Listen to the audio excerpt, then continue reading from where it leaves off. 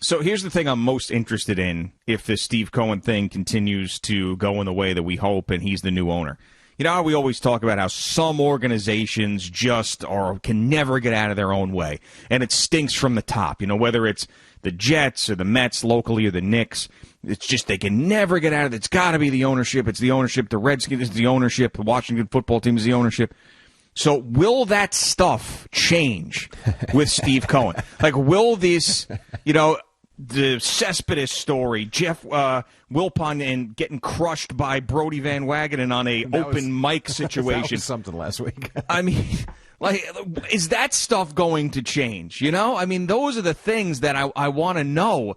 If you get a new owner in, is a franchise just cursed?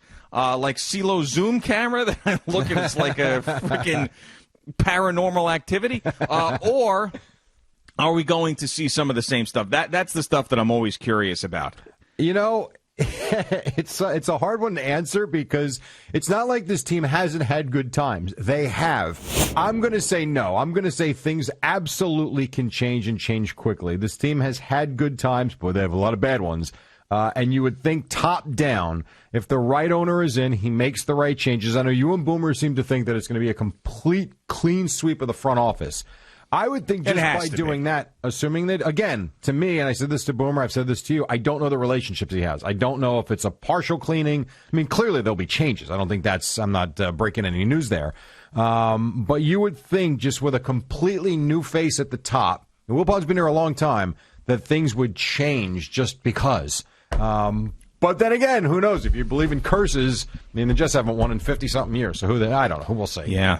I like Brody. I've always I didn't like the hire at the time because I remember saying that I wanted the baseball guy in Chaim Bloom. That's the person I was rooting for.